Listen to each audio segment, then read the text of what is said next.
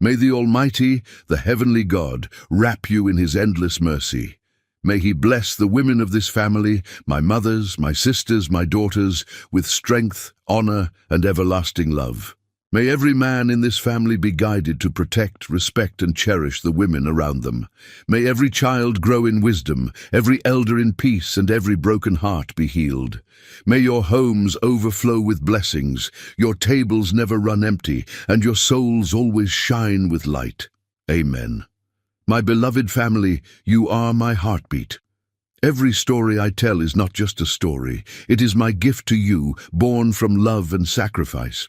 When you watch till the end, you honor my effort and keep this family strong. When you stand with me, I feel unshakable because true family never lets go. To my new family members, I know trust takes time, but here you will never be alone. This is not just a channel, this is your home, your safe place, and your family. If your heart is true, right, present. If your love is real, right, I am with Mr. Peter. Sometimes the most beautiful prisons are built with diamond-encrusted bars and lined with silk. Althea Gibson stood before the floor-to-ceiling windows of her Manhattan penthouse, watching the city's heartbeat pulse in waves of golden light. 30 floors below, her reflection stared back, a woman whose beauty had been polished to perfection, yet whose eyes held the hollow emptiness of a caged songbird. At 8 months pregnant, her body carried new life, while her soul felt more lifeless than ever. The marble floors beneath her bare feet felt frigid, just like everything else in this pristine mausoleum Ben called home. Even the baby's movements inside her seemed muted here, as if the child already sensed the suffocating atmosphere of conditional love and calculated affection that permeated every corner of their lives. "You're standing again," Ben Shelton's voice cut through the silence like a blade wrapped in velvet.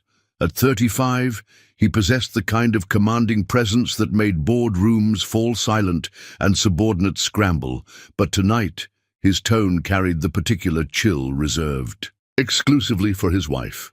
"Dr. Hayes said you should be resting." Althea didn't turn around. She'd learned to read his moods in the reflection of windows, in the cadence of his footsteps, in the way the very air seemed to tighten when his patience wore thin. "I was watching the sunset," she said softly, her hand instinctively moving to cradle the swell of her belly. The sunset. Ben's laugh held no warmth. "Always the artist, aren't you? Still seeing poetry in everything." He moved closer, and she caught the scent of expensive cologne mixed with something else, perfume that wasn't hers, again. "Speaking of which, I noticed you've been painting again, that little hobby of yours."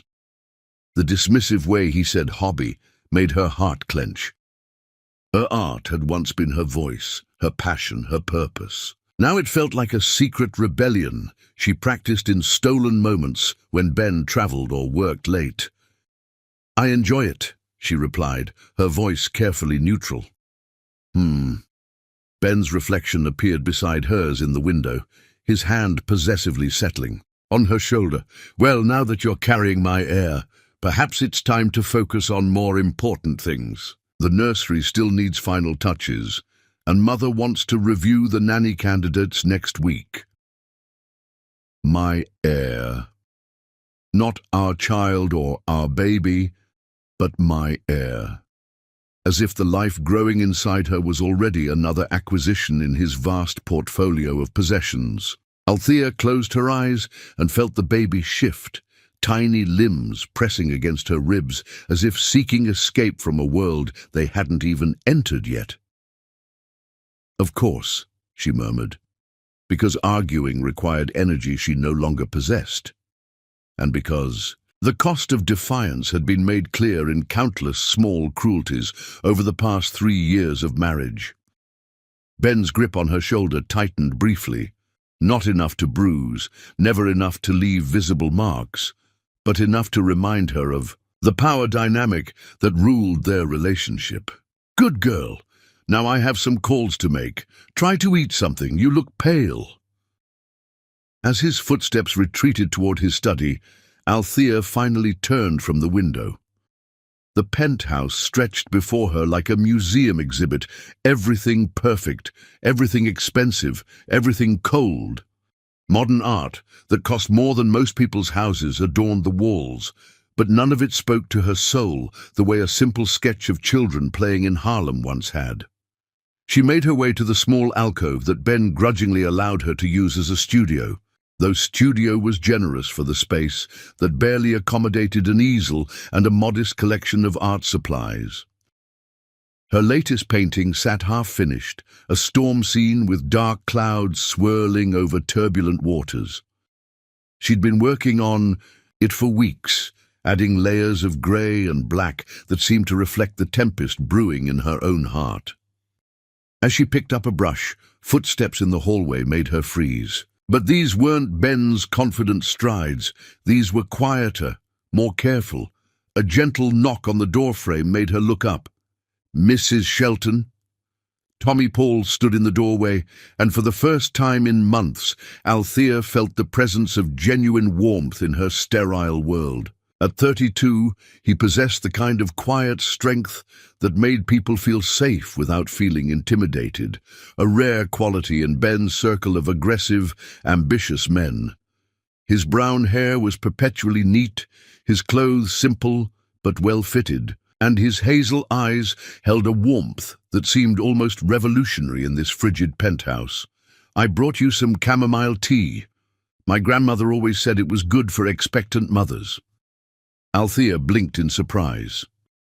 In the 6 months since, Ben had hired Tommy as her personal bodyguard. She'd barely exchanged more than polite pleasantries with the man. He was simply part of the background of her life, opening doors, checking security, maintaining the protective bubble Ben insisted she live within.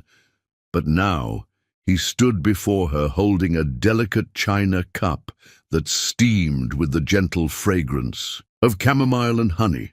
"That's very thoughtful," she said, accepting the cup with hands that trembled slightly. Their fingers brushed for the briefest moment, and she felt a spark of human warmth that seemed almost shocking after the emotional Arctic she'd been living in. "Thank you, Tommy." "You're welcome, Ma'am." His eyes briefly took in her painting, and she saw something flicker in their depths. Not the polite disinterest most people showed her work, but genuine appreciation. "That's beautiful. The way you've captured the movement in the clouds. It's like watching the storm build." Heat flooded her cheeks. When was the last time someone had really looked at her art, really seen what she was trying to express? "It's just something I've been working on," she said, suddenly self-conscious. "It's not just anything." Tommy's voice was soft but firm. "Art like that comes from somewhere deep. It means something." For a moment, they stood in comfortable silence, united by an understanding that transcended their supposed roles as employer and employee. Althea sipped her tea and felt warmth spread through her chest, not just from the beverage, but from the simple act of being truly seen by another human being. The sound of Ben's study door opening shattered the moment like glass. Tommy immediately stepped back, his expression returning to professional neutrality, but not before Althea caught a glimpse of something in his eyes that made her pulse quicken. Understanding, compassion, and something else that made her feel more awake than she had in months. "I should let you rest," Tommy said quietly, but his gaze lingered on her face for just a heartbeat longer than propriety demanded. As he disappeared into the hallway, Althea stood alone with her painting and her tea, feeling for the first time in her marriage that she wasn't completely invisible. The baby moved again, more gently this time, and she found herself wondering if the child could sense the shift in her emotional atmosphere. Outside the windows, night was falling over Manhattan, painting the city in shades of amber and shadow, but for the first time in months, Althea didn't feel like she was drowning in darkness. Somewhere in this cold penthouse, there was a man who saw storms in her paintings and thought to bring her grandmother's remedy for troubled hearts. The question that would keep her awake that night was simple but dangerous. What did it mean when the hired help showed more care for her well-being than the man who had promised to love her until death did them part? Chapter 2. Invisible Guardian. The most profound acts of love are often performed by those who expect nothing in return. Morning light filtered through silk curtains as Althea woke to the familiar symphony of Ben's morning routine. Shower running, phone calls already beginning, the mechanical precision of a man who treated each day like a hostile takeover waiting to happen. She pressed her palm against her belly, feeling the baby's gentle stirring as they too awakened to another day in their gilded cage. The nausea hit without warning, just as it had during her first trimester. Lately, it returned in unpredictable waves that left her dizzy and shaken. She barely made it to the bathroom before her stomach rebelled, leaving her clinging to cold marble while her body betrayed her with violent heaves. Althea. Ben's voice carried irritation even through the bathroom door. "We have the Hartwell brunch in an hour. Please tell me you're not having another episode." Another episode. As if her body's struggle to nurture their child was merely an inconvenience to his social calendar.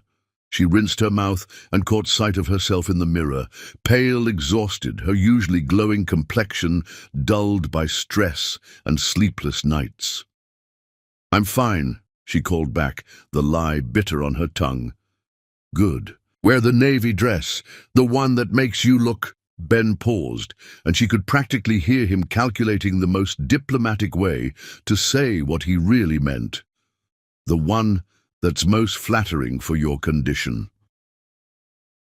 20 minutes later, Althea sat in the back of their Mercedes, trying to keep her composure as Ben reviewed talking points for the business brunch. The navy maternity dress felt like a costume, designed to make her pregnancy appear elegant and contained, rather than the messy, wonderful miracle it actually was.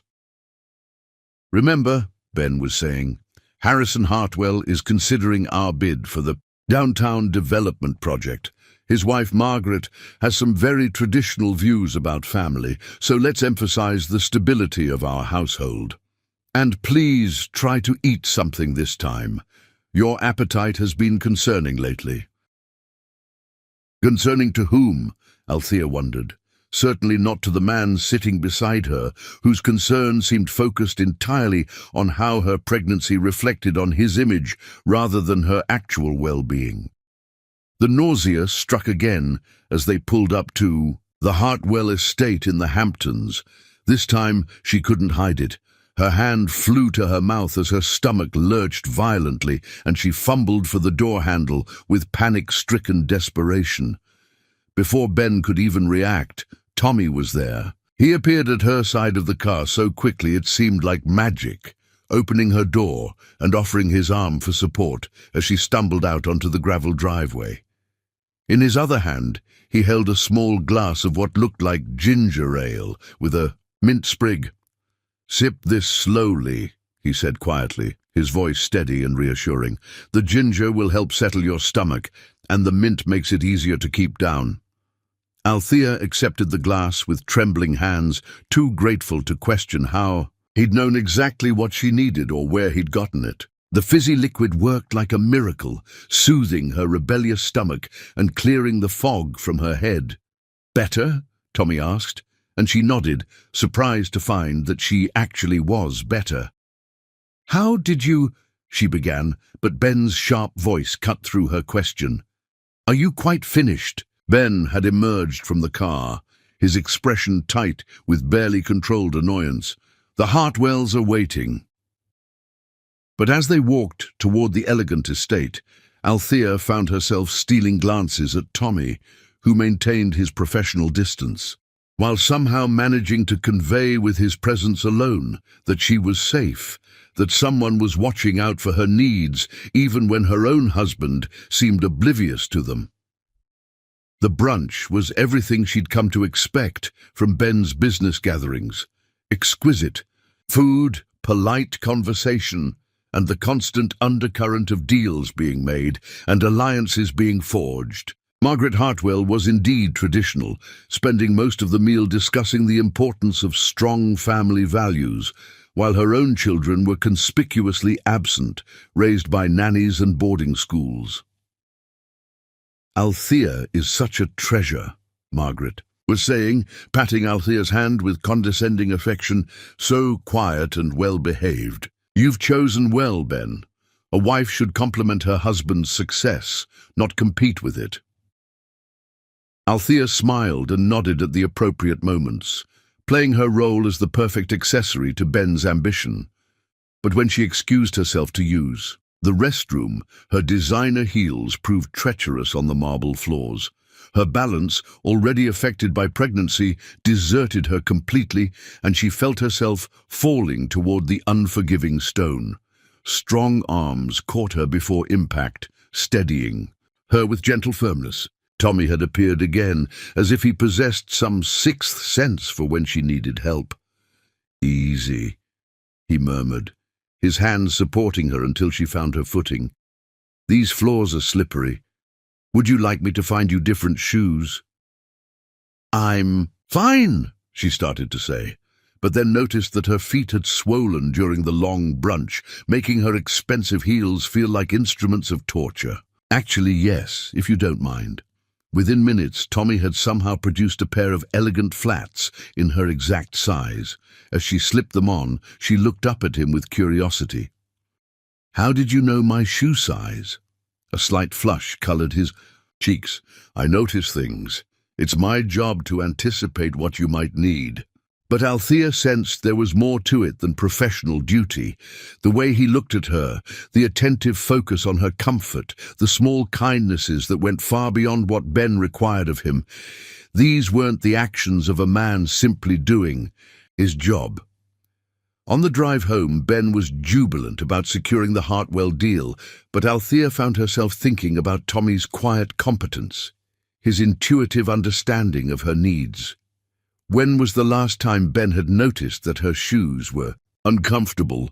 When had he last brought her something to settle her stomach without being asked? That evening she discovered Tommy in the kitchen, carefully preparing a plate of plain crackers and mild cheese, exactly what her pregnancy-addled digestive system could handle. "You don't have to take care of me," she said softly, though her heart warmed at the gesture. Tommy looked up from his careful arrangement of the simple meal. "Everyone deserves to be taken care of, Mrs. Shelton, especially when they're carrying new life." "Please," she said, settling onto a stool at the kitchen island. "Call me Althea, and tell me about yourself. I realize I know almost nothing about the man who seems to know everything about me." For a moment uncertainty flickered across his features, then he seemed to make a decision. "I have a younger sister," he said quietly, continuing to arrange the crackers with meticulous care. "Willow, she's been sick for a long time, leukemia. This job, it helps me take care of her medical bills." The simple confession hit Althea like a physical blow. Here was a man working for her dismissive husband, enduring Ben's casual contempt, all to save his sister's life. The nobility of it, the quiet sacrifice made her throat tight with emotion. "I'm sorry," she whispered. "That must be terrifying." "It is," Tommy's hands stilled on the plate. "But she's strong, stronger than me most days. She's 18 now, wants to be an art teacher when she gets better." He glanced up at Althea. "She'd love your paintings." "You've told her about my art." "I may have mentioned that the lady I work for creates beautiful things." Tommy's smile was soft, genuine. "Willow believes art can heal the world, one painting at a time." Althea felt tears prick her eyes. When had Ben last spoken about her art with such reverence? When had he ever described her as someone who created beautiful things? "I'd like to meet her someday," she said impulsively. "She'd love that." Tommy's expression grew warm, then carefully neutral as footsteps approached. Ben appeared in the kitchen doorway, his gaze taking in the intimate scene with sharp attention. "What's this?" "Tommy was kind enough to prepare something for my stomach," Althea said quickly. "How thoughtful." Ben's tone suggested it was anything but. "Though I think my wife is perfectly capable of feeding herself. Perhaps you could focus on security matters instead of kitchen duties." The dismissal was clear, and Tommy accepted it with characteristic grace. But as he passed Althea on his way out, he paused just long enough to whisper, "The crackers will help. Trust me." Later that night, as Ben worked in his study and the penthouse settled into its usual cold quiet, Althea stood again at her favorite window. But this time, instead of feeling trapped, she found herself thinking about a young woman named Willow who believed art could heal the world, and about the man who sacrificed everything to keep his sister's dreams alive. The baby kicked, gently as if responding to her shift in mood, and Althea pressed her hand to the spot with a smile. For the first time in months, she felt a flicker of hope that maybe, just maybe, love still existed in the world, even if she had to look beyond her marriage to find it. Chapter 3. Breaking Hearts. The cruelest wounds are often inflicted by those who claim to love us most. The morning arrived with all the warmth of a blade sliding between ribs. Althea woke to Ben's phone, buzzing with military precision against the nightstand, and to the sound of his voice already sharp with business efficiency, despite the early hour. She lay still, watching him pace their bedroom in his silk pajamas, his free hand gesturing emphatically as he discussed quarterly projections with someone on the West Coast. "No, Henderson, you're missing the point entirely," Ben snapped. "Into the phone. The merger needs to close before the end of the month, or we lose the tax advantages. Do I need to fly out there and hold your hand through this?" Althea shifted carefully, trying to ease the pressure in her lower back without drawing attention to herself.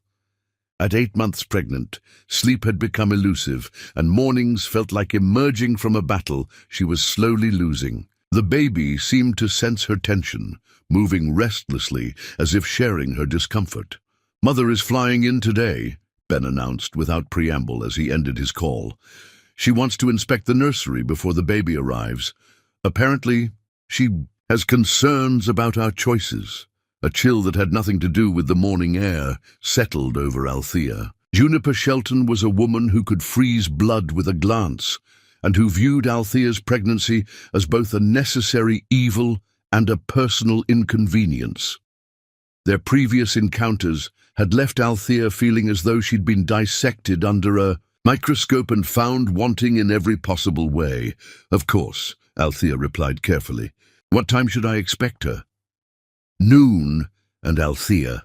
Ben's tone carried the particular edge that always preceded criticism. "Please make an effort to look appropriate. Mother has very specific ideas about how a Shelton wife should present herself."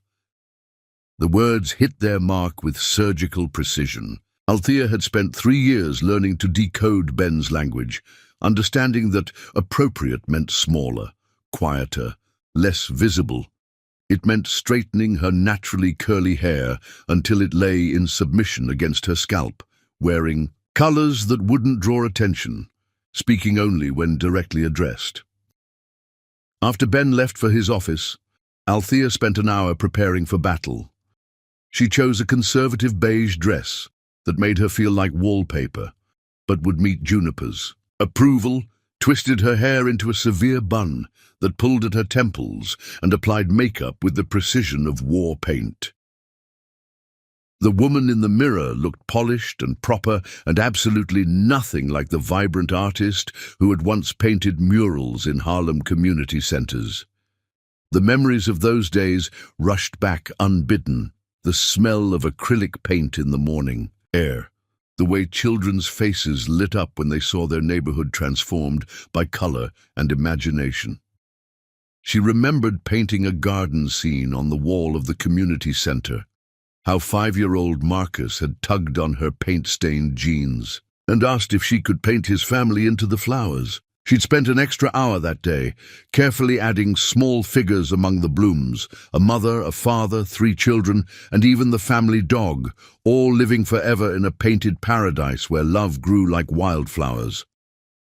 Now she lived in a penthouse, worth more than that entire neighborhood, surrounded by art that cost fortunes but spoke to no one's soul, carrying a child who would never know the simple joy of watching beauty bloom from nothing but imagination and love. Juniper Shelton arrived, precisely at noon, sweeping into the penthouse like a well-dressed hurricane. At 62, she maintained the kind of razor-sharp elegance that made younger women feel inadequate and grown men question their net worth. Her silver hair was pulled back in a chignon that could have been carved from marble, and her steel grey suit probably cost more than most people earned in a month. "Althea, dear." Juniper's kiss was air, her embrace purely performative. "You look substantial. I suppose that's to be expected in your condition." The word substantial landed like a slap, but Althea kept her expression pleasant. "Thank you for coming, Juniper. I know Ben appreciates your input." "Yes, well, someone needs to ensure this child is raised properly." Juniper's gaze swept over the penthouse with the critical eye of a general surveying a battlefield. "Speaking of which, I'd like to see what you've done with the nursery." Althea led her down the hallway, pride warring with anxiety in her chest. She'd spent weeks transforming the spare bedroom into a warm, welcoming space for their child. Soft, yellow walls complemented by hand-painted murals of friendly forest animals, a rocking chair positioned perfectly to catch the morning light, and carefully chosen books and toys that would stimulate a growing mind. The centerpiece was a mural she'd created across one entire wall, a magical forest where rabbits wore tiny scarves, deer had flowers in their antlers, and birds carried love letters between the trees. She'd crafted it in the style of the old storybooks her grandmother had read to her, full of whimsy and wonder and the kind of magic that made children believe anything was possible. Juniper's reaction was immediate and devastating. "Oh, my dear." Her voice dripped with the kind of pity usually reserved for the terminally ill. "This simply won't do at all." "I thought it was cheerful," Althea said weakly, watching her months of careful work being dismissed with a glance. "Cheerful?" Juniper moved through the room with the measured steps of someone accustomed to reshaping environments to her will. "Althea, this child will be a Shelton. Sheltons are raised with an appreciation for refinement, for understated elegance. We don't encourage excessive imagination in our children. Structure and discipline create successful adults." Each word cut deep, dismissing months of loving work with surgical precision. Althea had created those murals with her own hands, pouring love and hope into every brushstroke. She'd imagined their child falling asleep to friendly rabbit faces and waking up to smiling deer, surrounded by the kind of whimsical joy that had been slowly leached from her own life. "Look at this ridiculous rabbit," Juniper continued, pointing at Althea's favorite figure, a small bunny wearing a red scarf who seemed to wink at anyone who looked closely enough. "What kind of values does this teach a child? That animals are playmates rather than resources? That the world is some kind of fairy tale where everything is soft and safe?" Althea's throat tightened. The rabbit with the red scarf was painted in memory of her grandmother's stories, tales of brave little creatures who helped lost children find their way home. She'd imagined reading those same stories to her baby, pointing to the painted characters and watching her child's imagination bloom. "The walls will need to be repainted," Juniper continued, pulling out her phone to make notes. "White or cream. Something clean and sophisticated. And these decorations will have to go. I'll have my decorator recommend appropriate artwork. Nothing too stimulating, mind you. Children need calm environments to develop proper temperaments. But what about imagination? Althea found herself asking, the question escaping before she could stop herself. Don't children need beauty and colour and stories that help them dream? Juniper's laugh was sharp as winter wind. Dreams are luxuries for people who can afford them, dear. Shelton children learn responsibility first, imagination second, if at all. She turned to study Althea with the same critical eye she'd applied to the nursery. I see where these ideas come from, of course. Your background. But Benjamin's child needs to understand their heritage, their responsibilities. They need to learn that the world is serious business, not some painted playground. The casual dismissal of everything Althea valued, her art, her heritage, her vision for their child's future, hit harder than any of Ben's calculated cruelties. At least when Ben hurt her, it was personal. Juniper's disdain was broader, encompassing.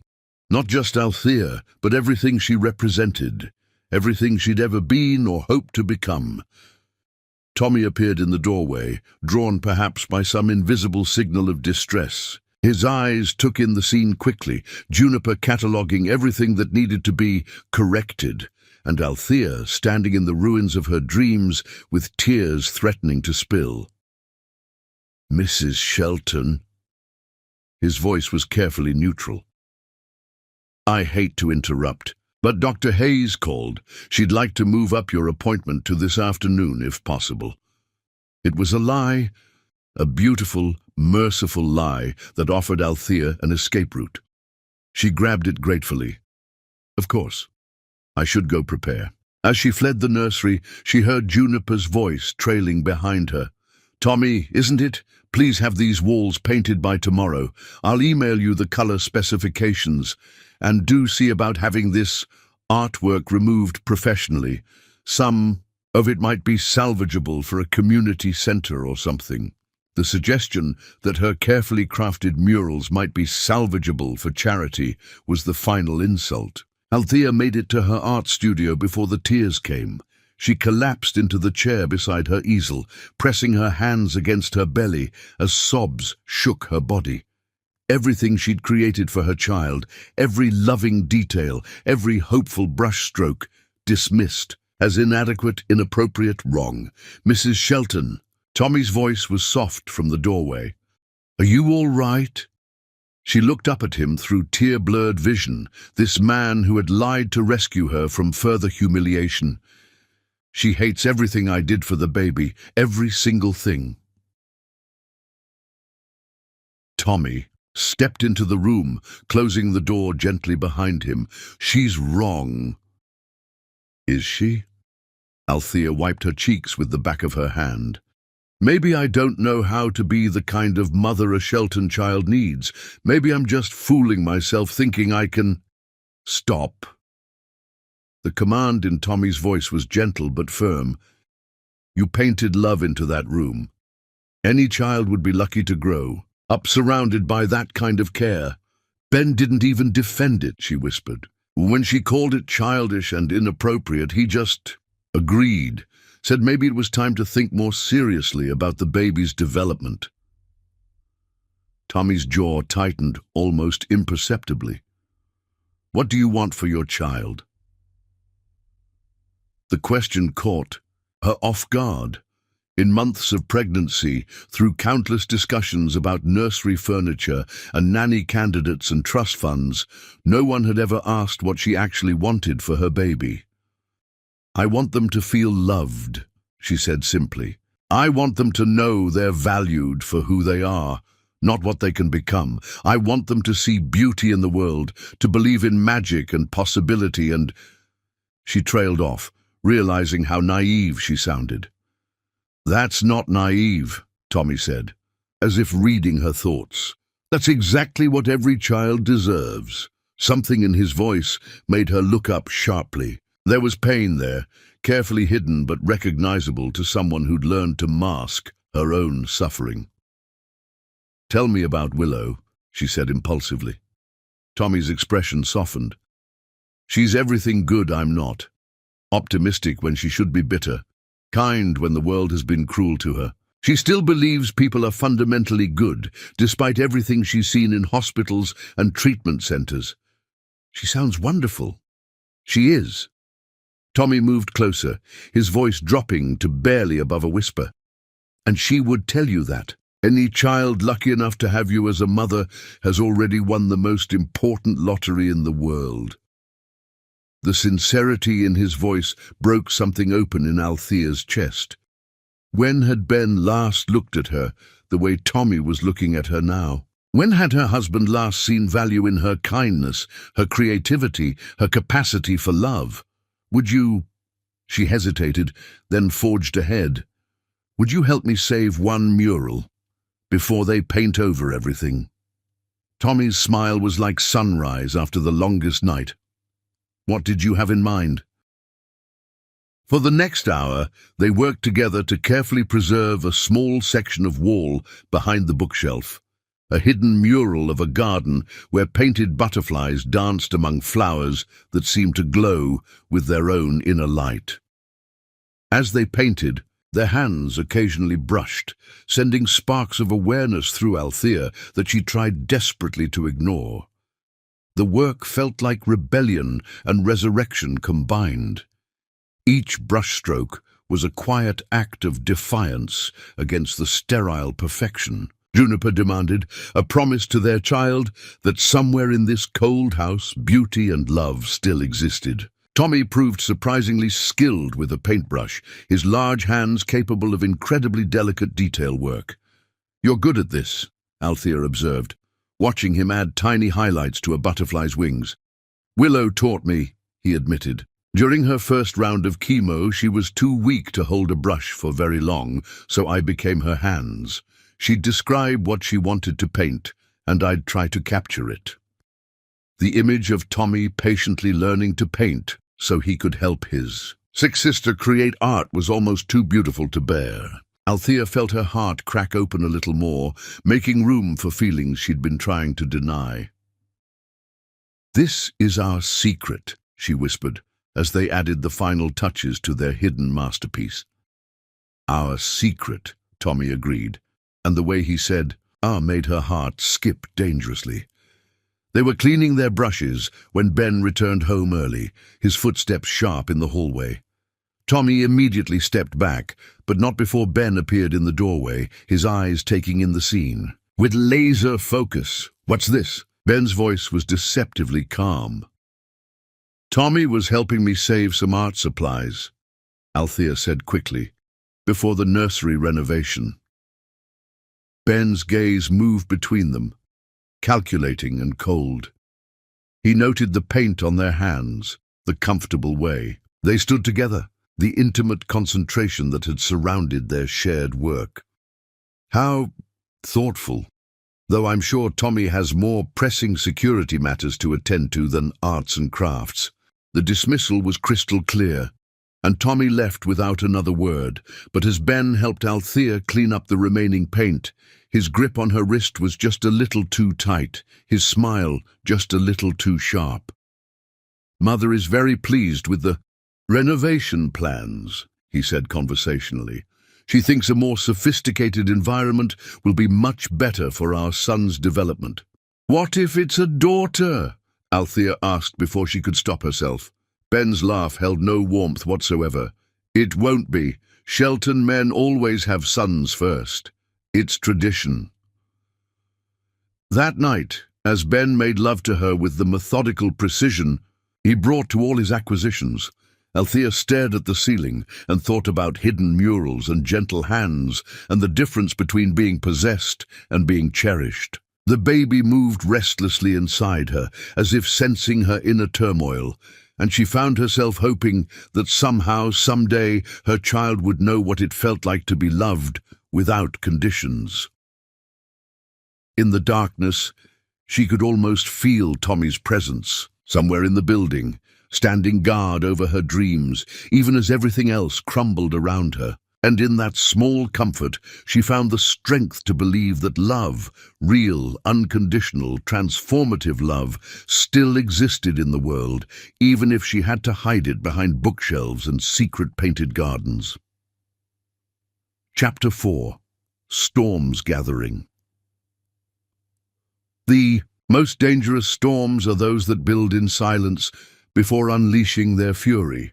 The morning sun cast long shadows across the penthouse as Althea discovered the full extent of Juniper's renovation. The nursery had been transformed overnight into something that resembled a sterile medical facility more than a room designed for a child. Gone were the warm yellows and playful murals, replaced by clinical whites and greys that made the space feel cold and unwelcoming. But it wasn't just the nursery. Ben had taken his mother's advice to heart, systematically removing every trace of warmth Althea had tried to bring to their home. The colourful throw pillows she'd chosen for the living room had been replaced with austere beige ones. Her small collection of plants, vibrant African violets and cheerful sunflowers that had reminded her of her grandmother's apartment, had been donated to charity while she slept. "I thought you'd appreciate the cleaner aesthetic," Ben said, casually over breakfast, not bothering to look up from his financial reports. Mother was right. We were letting things get a bit too cluttered. Althea stared at the sterile perfection surrounding her, feeling like a guest in her own home. "You threw away my plants." "Donated," Ben corrected. "And they were becoming a maintenance issue. The housekeeper complained about the watering schedule. And honestly, Althea, they were looking rather sad lately. Everything dies eventually. Better to clear space for things that matter." The casual cruelty of his words hit her like a physical blow. Those plants had been her last connection to the woman who'd raised her, who'd taught her that beauty could bloom anywhere if tended with love. Her grandmother had kept plants in coffee cans and mason jars, creating gardens on fire escapes and window sills that transformed their tiny apartment into something magical. Each missing plant felt like a small death, another piece of her past erased to satisfy Ben's vision of perfection. "They mattered to me," she whispered. Ben finally looked up, his expression mildly irritated. "You're being emotional. Pregnancy hormones, I suppose. Perhaps you should speak to Dr. Hayes about managing them better." The suggestion that her grief was merely a chemical imbalance to be managed rather than a legitimate response to loss made Althea's throat tighten with rage and despair. She excused herself before the tears could start, seeking refuge in the only space that still felt like hers, the small art studio Ben grudgingly allowed her to maintain. But even there, the changes were evident. Her oil paints had been replaced with less toxic watercolors. Her collection of brushes, some inherited from her grandmother, had been culled to a basic set more appropriate for a beginner. The large canvas she'd been working on, a vibrant piece full of movement and color, had been replaced with a small pre-stretched canvas suitable for simple studies. Tommy found her there an hour later, sitting in stunned silence amid the ruins of her creative life.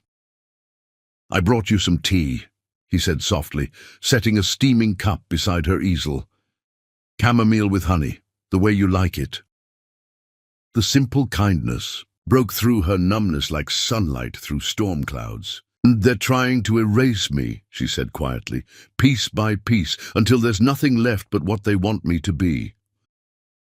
Tommy's expression grew tense, and for a moment she saw a flash of something dangerous in his normally calm demeanor. "This isn't right. It's my life." The words came out flat, defeated. "This is what I signed up for when I married Ben." "No." Tommy's voice was firm. "You signed up to be a wife, not a prisoner. You signed up to share a life, not disappear into someone else's vision of perfection." Althea looked up at him, surprised by the passion in his voice. In the 6 months he'd worked for them, she'd never heard him speak with such intensity about anything personal. "You don't understand," she said. I have nowhere else to go. No money of my own, no family left, no career. I gave up everything for this marriage. You still have your art. They can change your supplies, but they can't change what's inside you. Tommy moved closer, his voice dropping to almost a whisper. Don't let them make you smaller, Althea. The world needs what you create. The intimacy in his voice sent heat coursing through her veins. Ben spoke her name like he was checking an item off a list, but when Tommy said it, it sounded like a prayer. I used to paint murals, she found herself saying. In community centers and schools in Harlem, children would stop and watch, and their faces would light up when they saw the characters coming to life on the walls. I felt like I was giving them something beautiful in a world that didn't always show them beauty. You can do that again, Tommy said. Maybe not the same way, but there are other ways to bring beauty into the world. With what? Beginners, watercolors, and a canvas the size of a placemat? Tommy was quiet for a moment, then reached into his jacket and pulled out a small wooden box. My grandmother left this to me, he said, opening it to reveal a set of professional-grade colored pencils, their tips sharp and ready. She was an artist too, not famous or anything, but she could make anything beautiful with these. Althea stared at the pencils, recognizing the expensive brand, the careful way they'd been maintained. Tommy, I can't. Yes, you can. He placed the box in her hands, his fingers warm against hers. She would have wanted them to be used by someone who understands what art means, someone who knows that creating beauty is a form of resistance against ugliness. The weight of the gift, both physical and emotional, nearly overwhelmed her. Why are you being so kind to me? Tommy's eyes met hers, and for a moment she saw something in them that made her breath catch. Because everyone deserves to be seen for who they really are, not who others want them to be. The moment stretched between them, heavy with unspoken truths and dangerous possibilities. Then footsteps in the hallway broke the spell, and Tommy stepped back just as Ben appeared in the doorway. There you are, Ben said, his gaze sharp as it moved between them. I've been looking for you. We have the Pemberton dinner tonight, remember? Althea quickly closed the box of pencils, her heart hammering. Of course, I'll go get ready. As she moved to leave, Ben's hand shot out to grasp her wrist. What's that? Art supplies, she said, hoping her voice sounded steadier than she felt. I thought we discussed this. The doctor said you shouldn't be exposed to art materials in your condition. They're just colored pencils, Tommy interjected quietly. Non-toxic, perfectly safe for pregnant women. Ben's eyes narrowed as he focused on Tommy. And you would know this how? My sister is an art student, Tommy replied evenly. I've learned a lot about art safety over the years. The lie rolled off his tongue so smoothly that Althea almost believed it herself. But she could see the calculation in Ben's eyes, the way he was cataloguing this interaction for future reference. How interesting, Ben said slowly. Perhaps you could focus more on security and less on art education. I'd hate for your attention to be divided. The threat was subtle but unmistakable. Tommy inclined his head in acknowledgement, but Althea caught the slight tightening around his eyes that suggested he'd received the message loud and clear. That evening, at the Pemberton dinner, Althea played her role flawlessly. The devoted wife, the glowing mother-to-be, the perfect accessory to Ben's success. She smiled at the right moments, laughed at the appropriate jokes, and deflected personal questions with practiced ease. But all night, her fingers itched to hold those colored pencils, to create something beautiful in defiance of the sterile perfection that was slowly suffocating her soul. When they returned home, Ben dismissed Tommy with unusual curtness, sending him away earlier than normal. As they prepared for bed, Ben's hands were possessive as he undressed her, his touch claiming rather than caressing. "You've been different lately," he murmured against her neck as he pulled her into bed. "Distant. I don't like it." "I'm just tired," Althea replied, trying to keep her voice neutral. "The pregnancy is getting more difficult." Ben's hand settled on her swollen belly, but his touch felt cold rather than loving. "Well, soon enough we'll have our son and things can go back to normal. You'll have less time for distractions."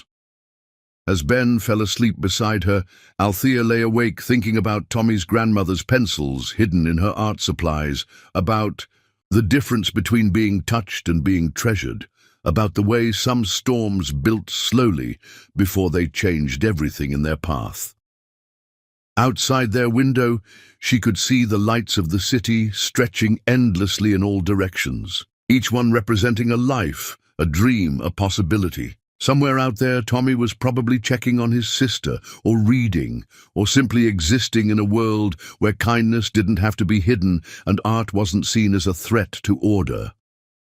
The baby moved restlessly inside her, and she placed her, hand over the spot, whispering silent promises about love and beauty and the courage to fight for both, even when the whole world seemed determined to take them away. Chapter 5. The Night of Storms. Sometimes the most violent storms are the ones that finally clear the air. The evening began with deceptive calm. Ben returned from a particularly successful business deal worth millions, his mood seemingly jovial. He brought Althea expensive jewelry, a diamond necklace that cost more than most people's homes, but presented it with the casual indifference of someone buying groceries. "For carrying my son," he said, assuming the baby's gender with typical arrogance. The weight of the diamonds felt cold against her throat as he fastened the clasp, his fingers impersonal as a jeweler appraising merchandise. Althea tried to express gratitude, but something in her voice, perhaps a lack of sufficient amazement, at his generosity or the way she unconsciously touched her belly when he mentioned his son, triggered his darker nature. She'd learned to recognize the signs, the slight tightening around his eyes, the way his smile became more precise, the subtle shift in his posture that preceded his most calculated cruelties. The argument escalated over dinner when Althea mentioned feeling dizzy during the day and wanting to see her doctor sooner than scheduled. The admission slipped out before she could stop it, born from genuine concern for her baby's well-being. Ben's fork paused halfway to his mouth, and she watched the calculation begin behind his cold eyes. Ben interpreted this as criticism of his care, questioning why she needed so much medical attention when women throughout history gave birth without all this fuss. Brie, his voice took on the patronizing tone he used when explaining basic business concepts to people he considered intellectually inferior. When Althea gently suggested that prenatal care was important for both her and the baby's health, Ben's facade of civility crumbled like expensive wallpaper, peeling away to reveal the rot beneath. "You think you know better than me?" he snarled, his voice turning ice cold. "Everything you have, everything you are, exists because I allow it. That designer maternity dress, this penthouse, the food you eat, all mine.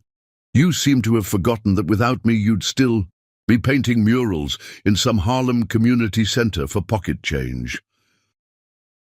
Althea's pregnancy hormones and months of suppressed frustration finally overwhelmed her usual careful diplomacy.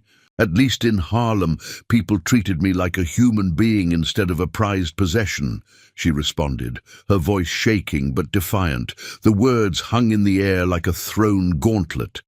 Ben's reaction was swift and calculated. He grabbed her arm, not hard enough to leave visible marks, but firmly enough to remind her of his physical power. "You want to be treated like you were in Harlem," he hissed. "Fine. Let me remind you what life was like before I rescued you from that world. Outside, a fierce thunderstorm raged across Manhattan, turning the city into a landscape of rain and lightning. Ben drags a heavily pregnant Althea toward the door, his grip iron-strong on her wrist. Tommy appears immediately, his training alerting him to the dangerous shift in Ben's demeanor. "Sir, the weather is severe. Perhaps—" Tommy begins. But Ben cuts him off with vicious pleasure. "The help doesn't speak unless spoken to," Ben snarls. "In fact, since my wife thinks she was better off in her old life, she can experience it again. Maybe standing in the rain will remind her how good she has it here." Ben forces Althea outside onto the penthouse's wraparound terrace, where the storm hits her like a physical assault. 8 months pregnant, she's immediately soaked through her silk dress, shivering violently as rain pounds down. The wind threatens to knock her over, and she clutches desperately at the terrace railing, her other hand protecting her belly. "This will teach you a lesson about gratitude," Ben shouts over the thunder, then retreats inside, locking the door behind him. Through the glass, Althea can see him calmly pouring himself brandy, occasionally glancing out at her suffering with cold satisfaction. 20 minutes pass like hours. Althea's lips turn blue with cold, and she begins to feel lightheaded, her body unable to maintain its core temperature. The baby's movements become erratic, and she feels alarming cramping in her lower back, stress contractions that make her terrified for the baby's safety. "I'm sorry," she sobs into the storm. "I'm so sorry I brought you into this. You deserve so much better than this, little one. You deserve love and warmth and safety, and I don't know how to give you any of those things." Through the rain and her own tears, she can see Ben in the living room, calmly reading financial reports as if nothing is happening. The casual indifference to her suffering, to their child's welfare, is more devastating than any physical blow he could have delivered. Then, cutting through the storm like salvation itself, headlights appear in the circular drive below. A car door slams, and Althea hears the sound of running footsteps. Hope flares in her chest, desperate and bright. "Please," she whispers to whatever force has sent help, "please let it be." The elevator chimes, and through the rain-blurred glass, she sees Tommy burst into the penthouse. His hair is wet from the storm, his shirt disheveled, and his eyes are wild with something she's never seen before, protective fury that burns like wildfire. "Where is she?" Tommy's voice carries clearly through the glass, and Althea sees Ben look up from his reports. With mild annoyance. "She's learning a lesson about gratitude," Ben replies calmly. "Something you might benefit from as well." Tommy's gaze finds the terrace doors, and when he sees Althea collapsed against the glass, soaked and shivering, his expression transforms into something that makes Ben actually step backward. "You left a pregnant woman outside in a storm." Tommy's voice is deadly quiet. "You left your wife, your 8 months pregnant wife, outside to suffer while you sat inside reading?" "I don't answer to the help," Ben snaps, but there's uncertainty in his voice now. Tommy moves toward the aim.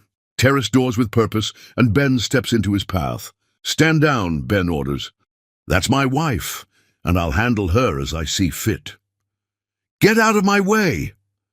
Tommy's voice carries the kind of authority that makes grown men step aside, and something in his tone penetrates Ben's arrogance. "You forget yourself," Ben says, but he moves aside as Tommy unlocks the terrace doors. The moment the doors open, Tommy is there, wrapping his coat around Althea's trembling form and lifting her into his arms as if she weighs nothing. His warmth is shocking after the brutal cold, and she finds herself clinging to him like a lifeline. "I've got you," Tommy whispers against her hair. "You're safe now. I'm here." As he carries her inside, Tommy's eyes meet Ben's with undisguised contempt. When he speaks, his voice is low and controlled, but every word rings with absolute conviction. A real man protects the woman carrying his child. He doesn't use her vulnerability as a weapon to prove his power. He doesn't stand by while she suffers, and he sure as hell doesn't create her suffering. For his own entertainment. Ben's face flushes with rage. How dare you— I dare because someone needs to, Tommy interrupts, his arms tightening protectively around Althea. Someone needs to remind you that being wealthy doesn't make you a man, and having power doesn't give you the right to abuse it. The two men stare at each other across the pristine living room, and Althea realizes that something fundamental has shifted. Tommy is no longer just the hired help. In this moment, he's her protector, her champion, the man who has risked everything to keep her safe. You're fired, Ben says coldly. Good, Tommy replies without hesitation. I quit. As Tommy carries her toward the guest bedroom, Althea looks back to see Ben standing alone in his perfect living room, surrounded by his expensive possessions and his cold control, while outside the storm rages on, washing the city, clean for whatever is to come. Chapter 6. Healing Touch. Sometimes healing requires more than medicine. It requires the touch of someone who truly cares. Steam rose from the bathroom like incense in a temple as Tommy carefully adjusted the water temperature, testing it with his wrist, the way his grandmother had taught him when he was barely old enough to bathe himself. The memory of her patient instruction felt like a blessing now. One more way, the woman who'd raised him continued to guide his hands toward gentleness in a world that often demanded hardness. Althea sat on the edge of the tub, wrapped in his coat and still shivering. Despite being inside, her lips blue and her skin pale as moonlight. The contrast was stark. Her dark skin drained of its usual warm glow, her normally bright eyes dulled with shock and cold. Even her hair, usually so full of life and curl, hung limp and soaked against her skull like seaweed washed up by a cruel tide. Not too hot, Tommy murmured, more to himself than to her, his voice thick with an emotion he was struggling to contain. Your body needs to warm gradually, or it could shock your system. His military medical training had kicked in the moment he'd seen her collapsed on the terrace, but beneath the clinical knowledge ran a current of rage so pure and protective, it threatened to overwhelm his careful control. Ben had left her there, had actually walked away from his pregnant wife while she suffered in a dangerous storm, as if her pain was merely an inconvenience to be ignored while he attended to more important matters. The image of Ben calmly sipping brandy, while Althea, nearly collapsed from hypothermia, would be burned into Tommy's memory forever, a stark reminder of the difference between a man who possessed and a man who cherished. I can't stop shaking, Althea whispered, her teeth chattering so violently she could barely form the words. That's your body trying to generate heat, Tommy explained gently, helping her stand on unsteady legs. It's actually a good sign. It means your core temperature hasn't dropped too dangerously low. He paused, his hands respectfully steady on her arms. I need to help you out of these wet clothes, or you'll never warm up. Is that okay? The question was asked with such careful respect that Althea felt tears sting her eyes. When had Ben last asked her permission for anything involving her own body? When had he last treated her autonomy as something worthy of consideration? Yes, she managed, and Tommy's touch was clinical, yet infinitely gentle as he helped her, out of the sodden silk dress that clung to her skin like a punishment. He averted his eyes when possible, his movements professional and efficient, but she could feel the tension radiating from him, fury at what Ben had done, carefully contained, but burning bright. The warm bathwater felt like salvation against her frozen skin. Althea sank into it slowly, following Tommy's quiet instructions, and gradually feeling began to return to her numb extremities. It was a strange intimacy, being cared for so tenderly by someone who asked nothing in return.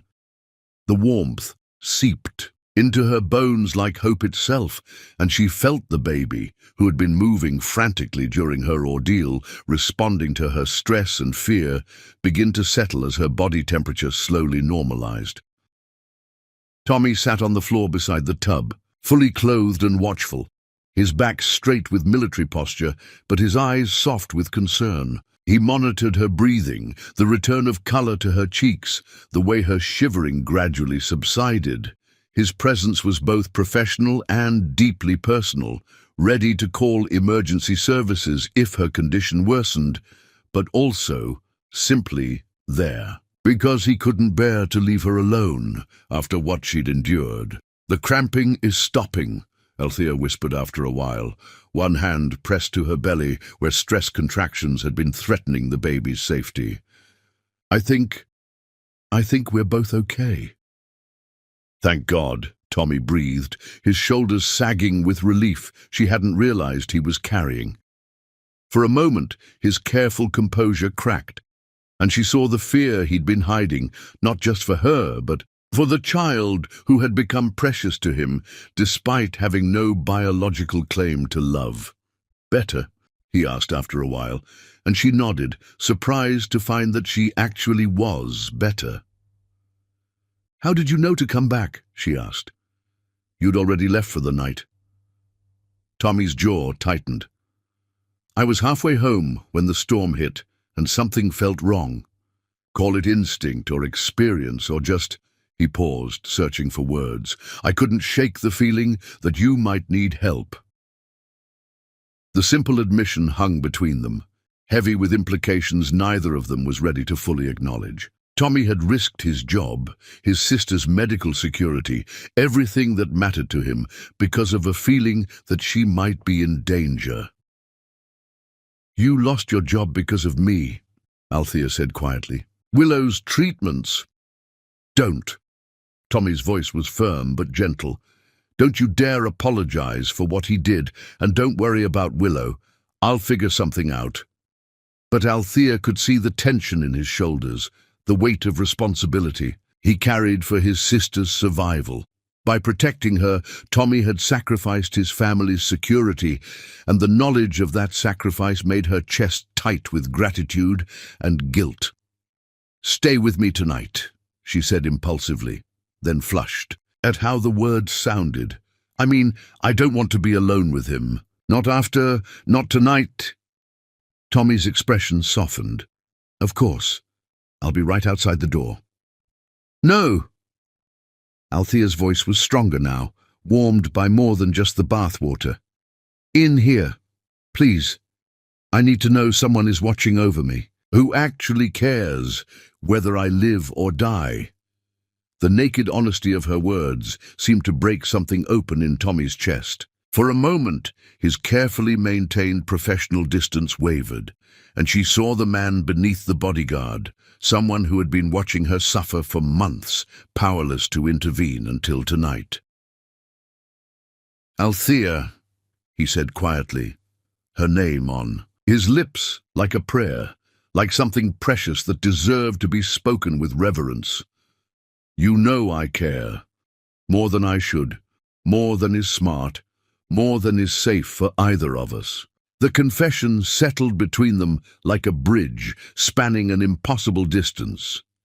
In the soft light of the bathroom, with steam rising around them like a protective veil, they both understood what he was admitting. The carefully maintained boundaries that had kept them both safe from the dangerous pull between them were dissolving like sugar in rain, and neither of them had the strength to rebuild them. "I know," she whispered, her voice thick with exhaustion and honesty and something that felt dangerously like hope. "I care too. More than I should, more than I ever thought I could again. Them." The admission hung in the warm air between them, heavy with implications and possibilities, and the terrifying beauty of truth finally spoken aloud. Tommy's hand moved involuntarily toward her face, then stopped, trembling with the effort of restraint.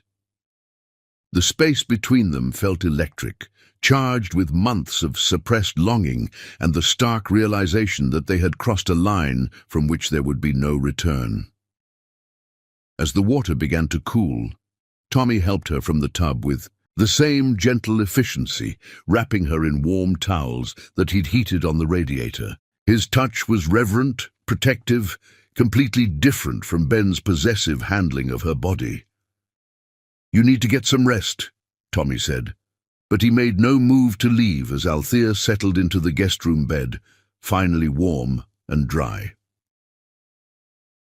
"Will you stay just until I fall asleep?" Tommy nodded, settling into the chair beside the bed like a guardian angel in civilian clothes. In the soft lamplight, Althea studied his profile, the strong line of his jaw, the way his hair fell across his forehead, the gentle strength in his hands as they rested on the chair arms. "Tommy?" Her voice was drowsy now, exhaustion finally, claiming her after the trauma of the evening. "Yes? Thank you for coming back, for protecting me, for—" She paused, searching for words adequate to express what his care meant to her.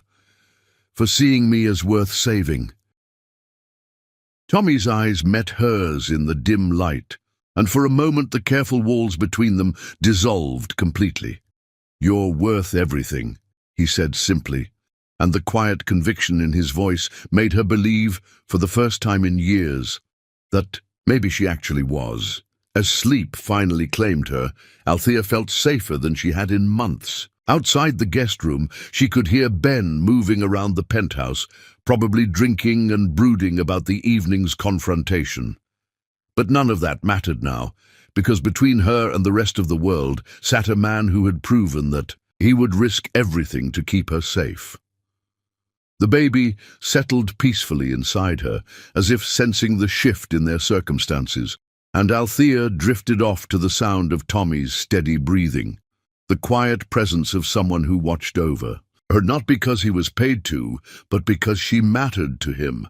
In the morning, everything would be different. Ben's fury would be cold and calculated. The consequences of Tommy's defiance would become clear, and difficult decisions would have to be made. But for now, wrapped in warmth and protected by genuine care, Althea slept peacefully for the first time in her marriage, and in his chair beside her bed, Tommy kept watch through the night, his eyes alert for any sign of danger, his heart full of a love he was finally beginning to admit to himself, even if he couldn't yet speak it aloud. Chapter 7.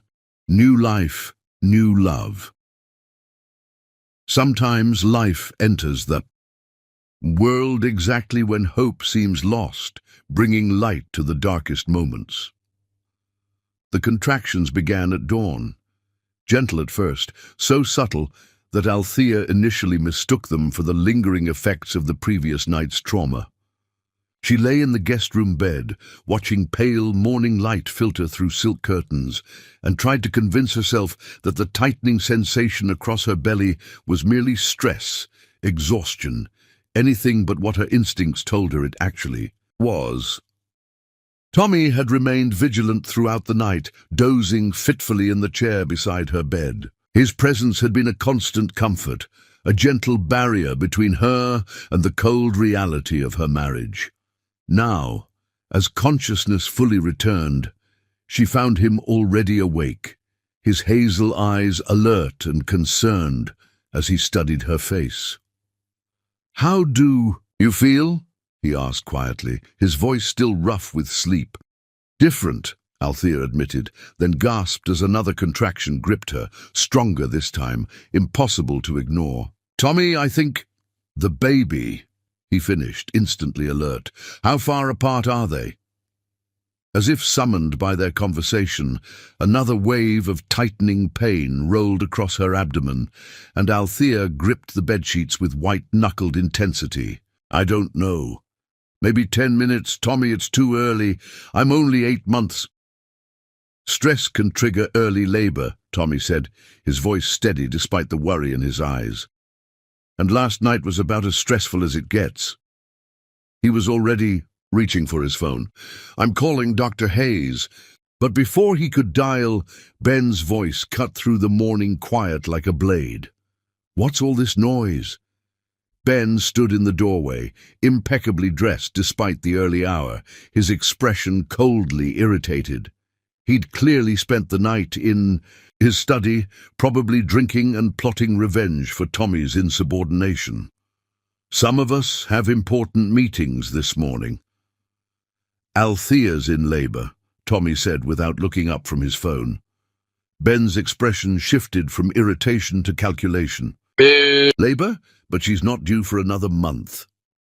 "Premature labor brought on by extreme stress," Tommy replied, his tone clinical but loaded with accusation, "also known as what happens when you leave a pregnant woman outside in a storm." The two men stared at each other across the room, and Althea felt another contraction building, stronger than the last. She doubled over with a cry of pain, and immediately Tommy was beside her, his hand gentle on her back. "Breathe," he murmured. "In through your nose, out through your mouth. That's it." Ben watched this display of care with narrowed eyes.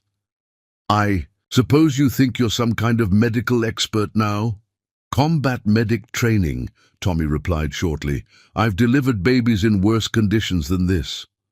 Another contraction hit, and this time Althea couldn't contain her cry of pain. The baby was coming, ready or not, and she felt a spike of terror at the thought of bringing her child into the cold reality of her marriage. "We need to get to the hospital," Tommy said, but Ben stepped forward with authority. "I'll handle this." "You've done quite enough already," Ben pulled out his own phone. "I'll call my driver." "Where's your driver going to take her?" Tommy challenged.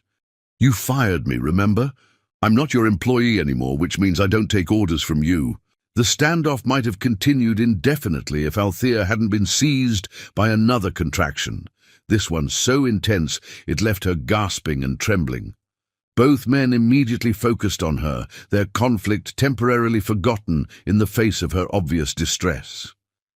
"Please," she whispered. "Just get me to the hospital. I don't care who drives." In the end, it was Tommy who helped her to the car. Tommy who timed her contractions during the frantic drive through morning traffic. Tommy who held her hand while Ben made phone calls from the front seat, already spinning the story for whatever business associates might be inconvenienced by this development.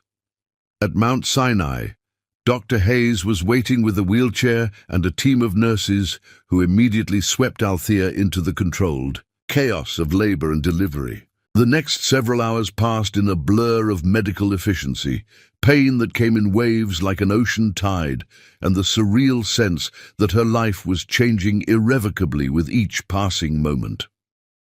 Ben paced the delivery room like a caged predator, fielding phone calls and checking his watch as if his child's birth was merely another item on his busy schedule. But Tommy remained constantly at Althea's side, his presence steady and reassuring, even as her world narrowed to the primal rhythm of bringing new life into the world.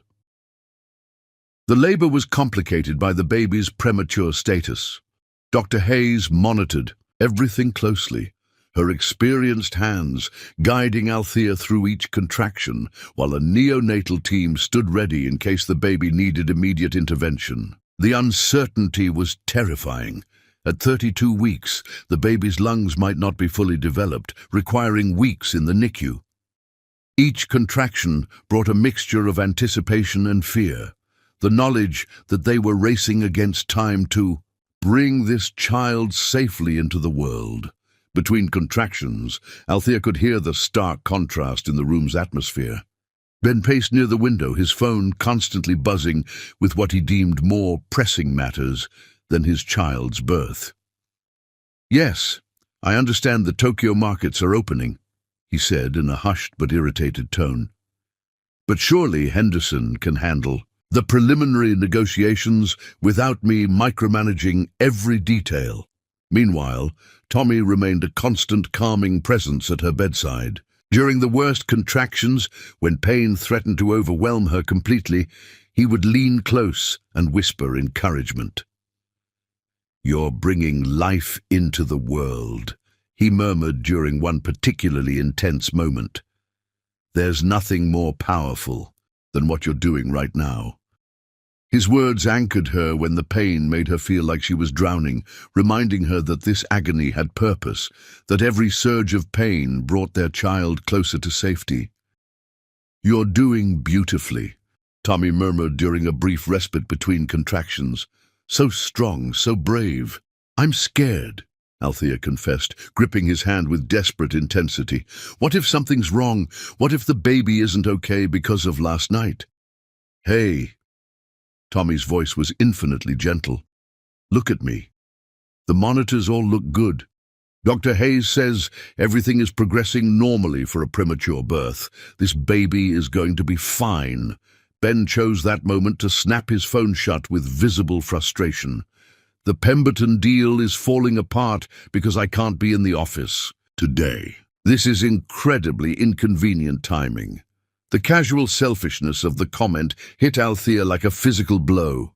Their child was fighting to enter the world, and Ben's primary concern was a business deal. "Maybe you should go," she said quietly. "Handle your deal. Tommy can stay with me." Ben's eyes flashed with something dangerous. "Tommy doesn't belong here. He's not family." "Neither are you, apparently," Althea shot back, another contraction stealing her breath and her diplomacy. "When did you last ask how I'm feeling? When did you last care about anything other than how this affects your schedule?"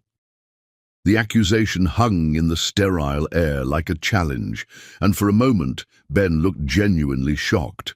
But before he could respond, Dr. Hayes bustled back into the room with the controlled urgency that meant business was about to get serious. "Okay, Althea, we're getting close. I can see the baby's head. Are you ready to meet your child?" The next 20 minutes were the most intense of Althea's life. Pain and effort and fear all blended together into a primal experience that stripped away every pretense, every social nicety, every carefully maintained facade. There was only the work of bringing her child safely into the world, and Tommy's steady presence anchoring her to strength she didn't know she possessed. "Push, Althea. That's it. Perfect. One more big push." And then, suddenly, the pain crested and broke like a wave, and the most beautiful sound in the world filled the delivery room.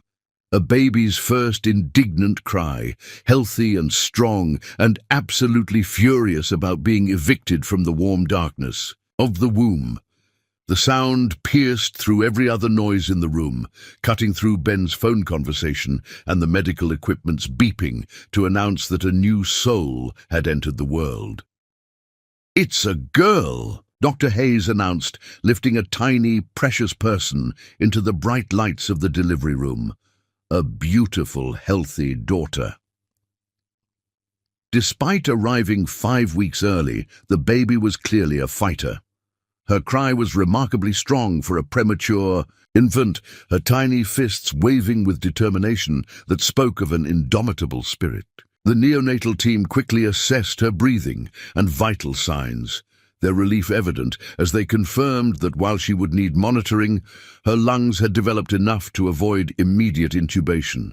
She was small, barely 5 pounds, but flawless in every way that mattered. Althea burst into tears at the sight of her child, red-faced and wrinkled and absolutely beautiful, with a shock of dark hair that stuck up in impossible directions and tiny fingers that grasped at the air, as if already reaching for love. This was her daughter, the life she had carried and protected through months of emotional turmoil, and the overwhelming rush of maternal love was so intense it felt like being reborn herself. "A daughter," she whispered, love flooding her heart. So completely it felt like drowning in joy. Ben's face was a study in disappointment. A girl, but the ultrasounds suggested. The ultrasounds were unclear, Dr. Hayes said diplomatically. "Congratulations, you have a beautiful daughter." But Althea barely heard the exchange. Her entire world had narrowed to the tiny person, being placed on her chest for brief skin-to-skin contact before the neonatal team would need to take her for monitoring. This was her daughter, her child, the life she'd protected and nurtured for 8 months despite everything. "Hello, beautiful," she whispered, and the baby's cries immediately quieted, as if recognizing her mother's voice. "I'm so glad you're here. I'm so glad you're safe." Tommy stood beside the bed, tears unashamedly streaming down his cheeks as he watched mother and daughter meet for the first time. "She's perfect," he said softly. "Absolutely perfect. The baby will need to go to the NICU for monitoring," Dr. Hayes explained gently. "Premature babies need extra support for their breathing and feeding, but she's responding very well. You should be able to hold her again in a few hours." The separation was heartbreaking but necessary. Althea watched as the neonatal team carefully transferred her daughter to a specialized incubator, her tiny body dwarfed by medical equipment, but her spirit clearly fierce and determined. "Would you like to walk with her to the NICU?" a nurse asked Tommy, mistaking him for the father given his obvious emotional investment. Tommy looked to Althea, who nodded through her tears. "Go with her," Althea whispered. "Don't let her be alone." As Tommy followed their daughter down the hallway, his large frame protective even in the sterile hospital environment, Althea felt something fundamental shift in her understanding of family. Ben stood awkwardly to one side, clearly unsure how to process having a daughter instead of the son he'd assumed was his due. "Serenity," Althea said suddenly. "What?" Ben looked confused. "Her name is Serenity. She brought peace into chaos. She survived when everything around her was falling apart. She deserves a name that reflects the calm she's brought to my world." Ben's expression soured. "Serenity. That's hardly a traditional Shelton name. What about Margaret after my grandmother, or Juniper after my mother?"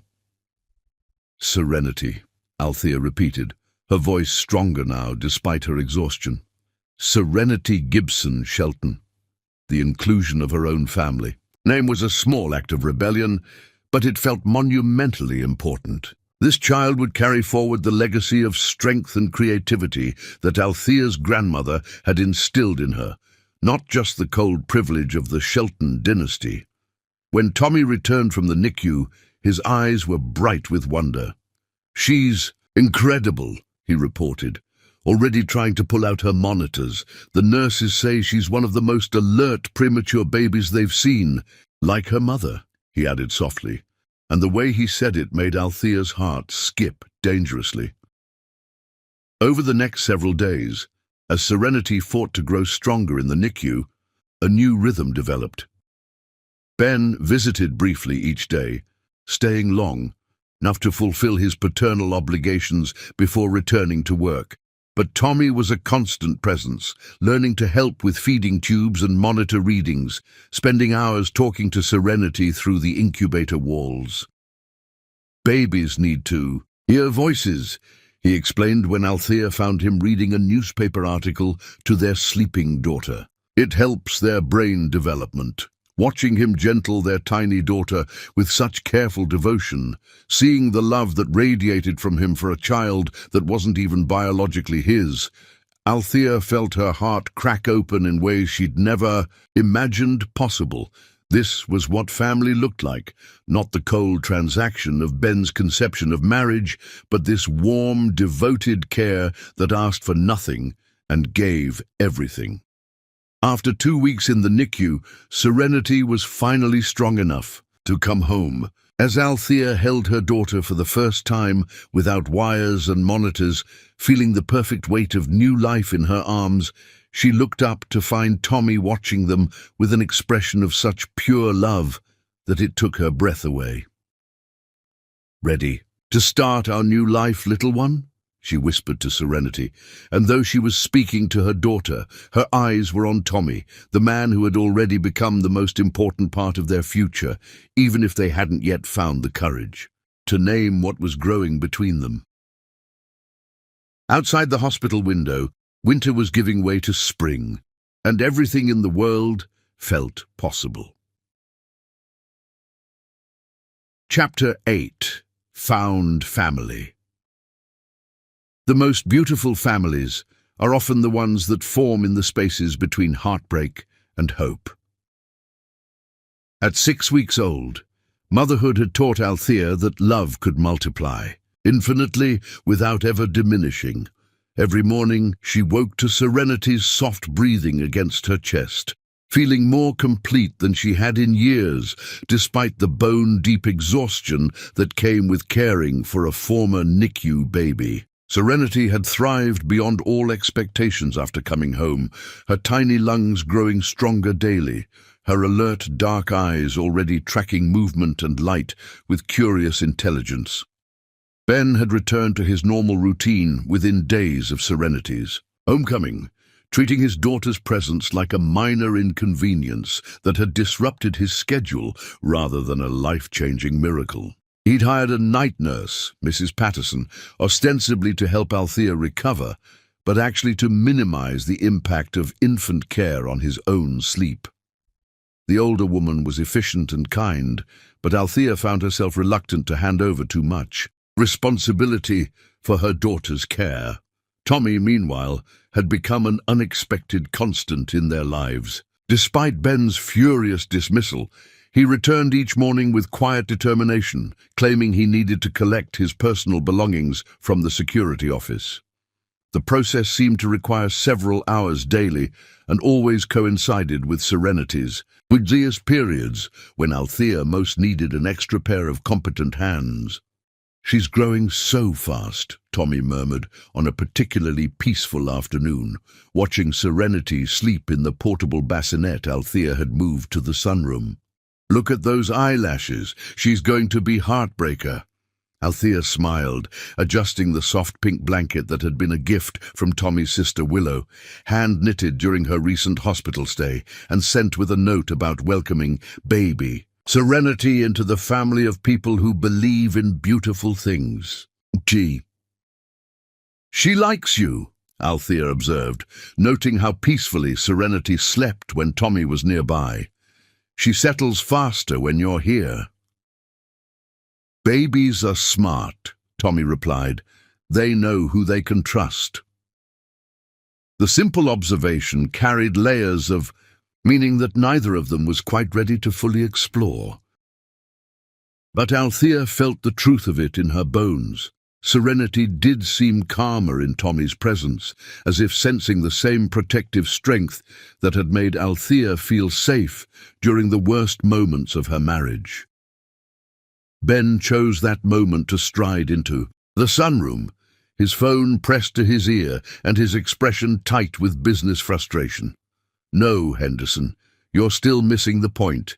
The merger documents need to be finalized before the end of the quarter, or we lose the tax advantages." He paused, noticing Tommy's presence with obvious irritation. "I thought I made it clear that your services were no longer required." "I'm collecting my things," Tommy replied evenly, but Althea noticed he didn't move away from Serenity's bassinet. "It's taking you a remarkably long time to pack a few personal items," Ben observed coldly. "I want him here," Althea interjected, surprising herself with the firmness in her voice. "Serenity is more settled when Tommy's around, and I need all the help I can get right now." Ben's eyes narrowed as he studied the domestic scene, his wife and former employee bonding over his daughter's care, creating an intimacy that excluded him entirely. "I've hired Mrs. Patterson for help," Ben reminded her. "Professional help. We don't need charity from the unemployed." The casual cruelty of the remark made Althea's temper flare. "Tommy isn't charity. He's—" She paused, searching for words that wouldn't provoke Ben's jealousy while still honoring the truth of what Tommy meant to her. "He's been incredibly helpful, and Serenity responds well to him." "Serenity is 6 weeks old," Ben replied with the tone he used to explain basic concepts to incompetent employees. She responds to anyone who feeds her or changes her diaper. She's not forming meaningful relationships yet. But even as he spoke, serenity stirred in her bassinet, making the soft mewling sounds that preceded full-scale crying. Tommy immediately moved closer, his voice dropping to the gentle murmur that somehow always worked magic. "Hey there, beautiful girl. What's wrong? Are you just checking to make sure everyone's still here?" Miraculously, Serenity settled back into peaceful sleep at the sound of his voice, her tiny fist uncurling as if releasing whatever had troubled her dreams. Ben watched this interaction with the expression Althea couldn't quite read. "She's probably hungry," he said finally. "Babies cry when they're hungry." "She was fed an hour ago," Althea replied quietly. "She just likes to know Tommy's nearby." The admission hung in the sunroom's warm air like a challenge, and Althea realized she'd crossed some invisible line in acknowledging Tommy's importance in their lives. But she couldn't bring herself to regret it, not when she'd watched him spend the past 6 weeks providing the kind of gentle, consistent care that Ben seemed incapable of offering.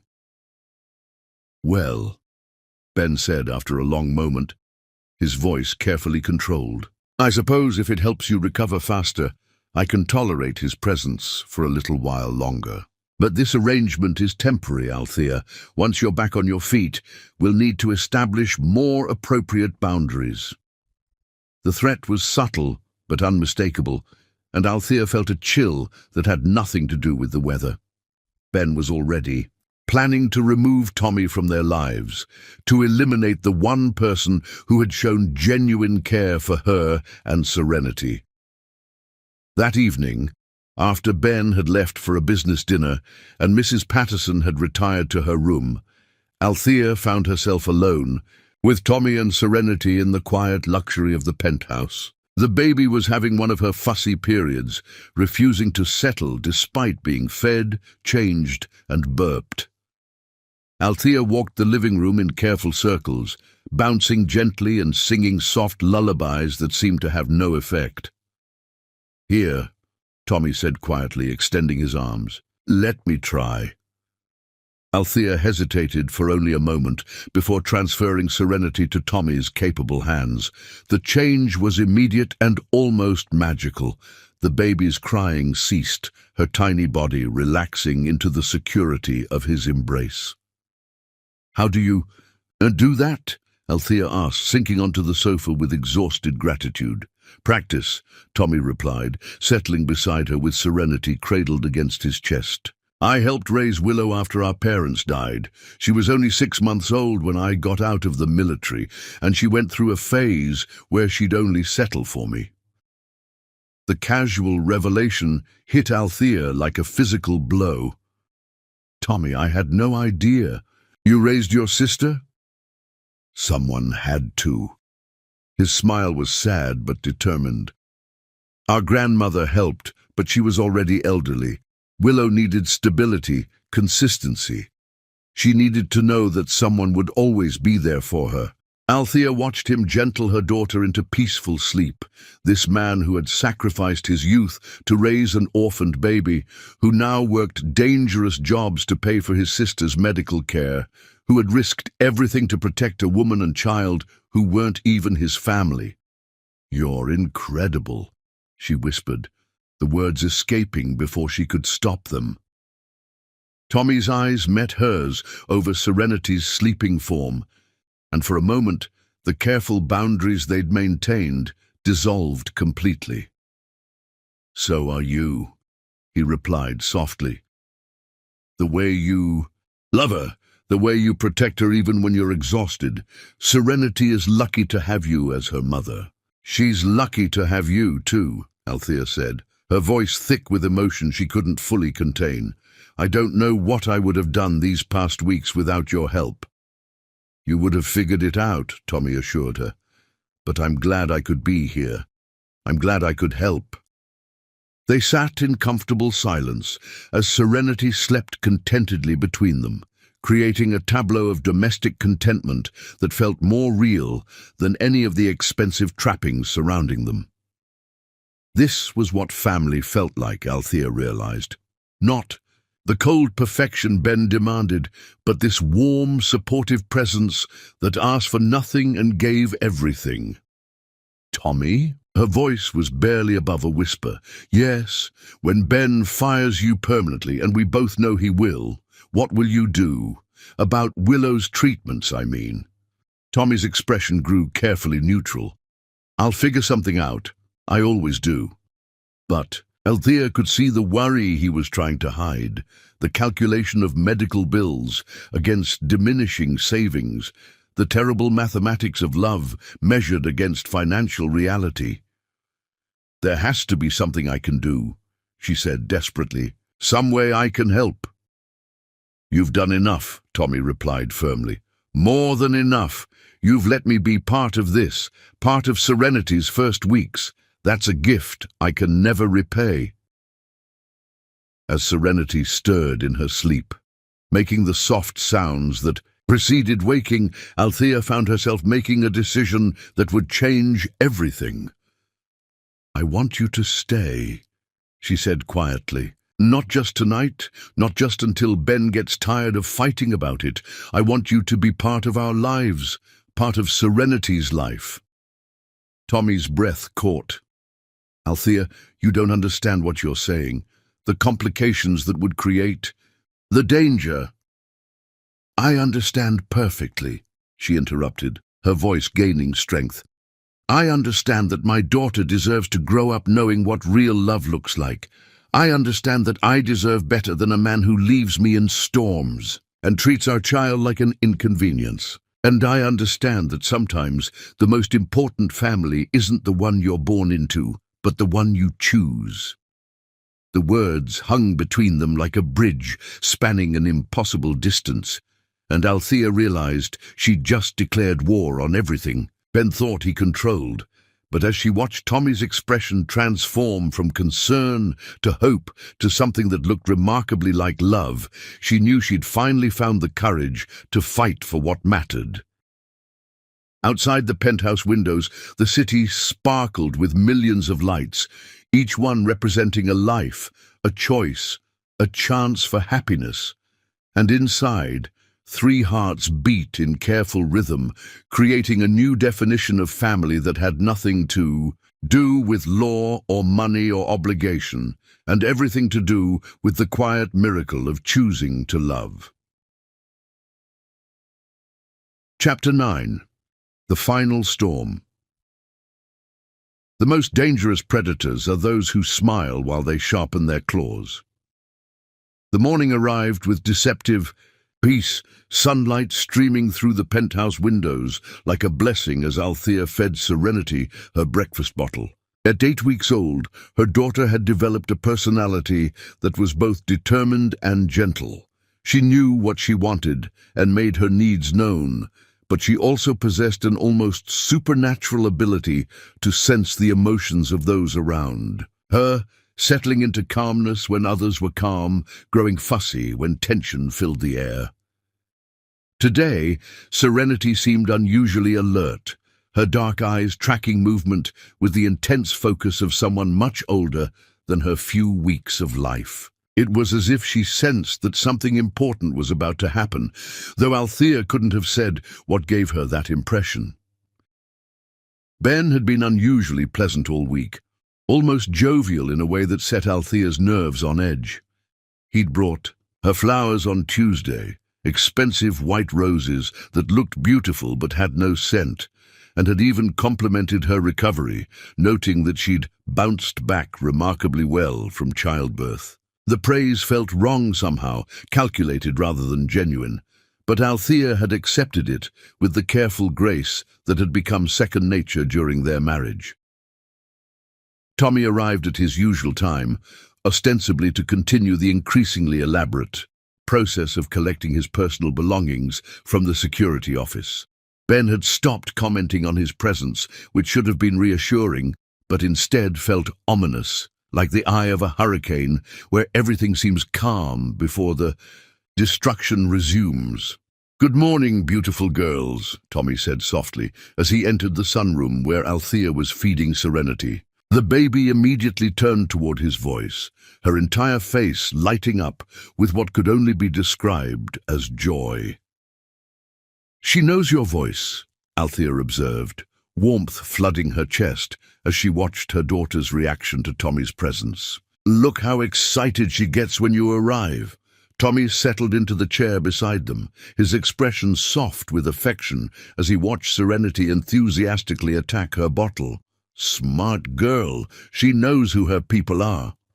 The casual possessiveness in his tone made Althea's heart skip.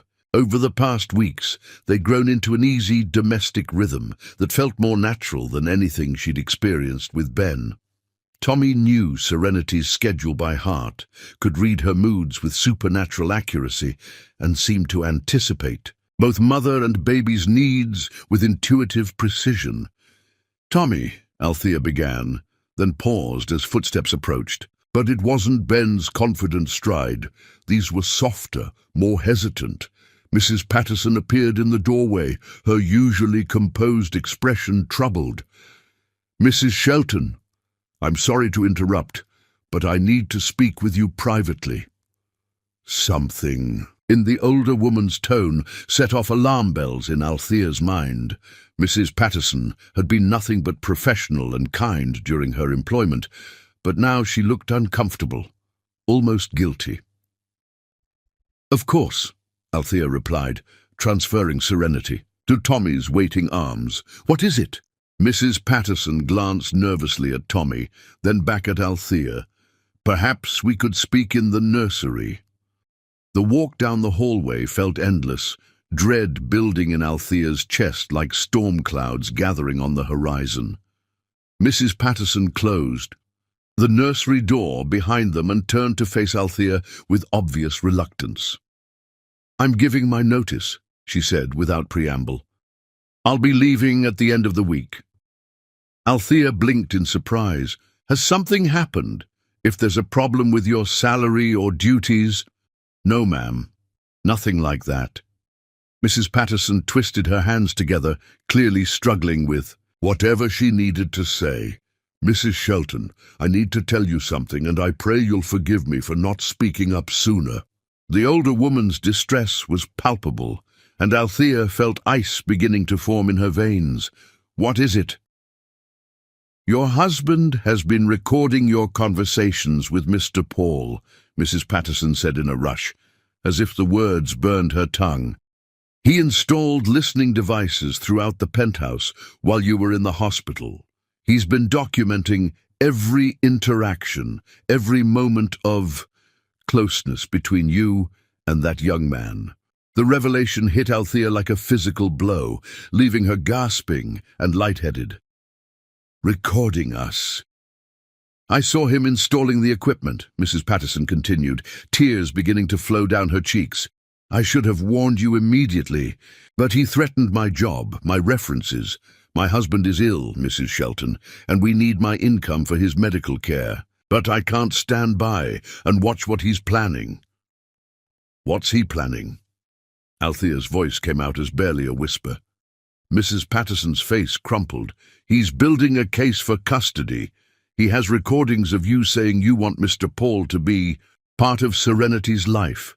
Conversations about choosing your family, moments where your feelings for each other have been obvious. He's going to use it all to prove you're an unfit mother." The room seemed to tilt sideways, and Althea had to grab the edge of the crib to keep from falling. Ben had been systematically documenting her growing feelings for Tommy, collecting evidence like a prosecutor, building a case for the death penalty. "He can't," she whispered. "He can't take Serenity away from me." "He's planning to divorce you for adultery and abandonment," Mrs. Patterson continued, her voice thick with sympathy. "Even though nothing physical has happened between you and Mr. Paul, he has enough emotional evidence to paint a picture of unfaithfulness, and with his resources, his connections." Althea's mind raced through the implications. Ben's wealth could buy the best lawyers, could paint her as a mentally unstable woman who had abandoned her marriage for the hired help. In custody cases, mothers didn't automatically win, especially when facing a man with unlimited resources and no scruples about using them. When? Althea managed to ask. Monday morning, I overheard him on the phone with his lawyer yesterday confirming the timeline. The papers are already prepared. He's arranged for private security to escort you from the building, and he's filed for emergency custody based on your alleged emotional instability following childbirth. 4 days. Althea had 4 days before Ben destroyed everything she'd fought to build, before he took Serenity away and relegated her to supervised visits with her own daughter.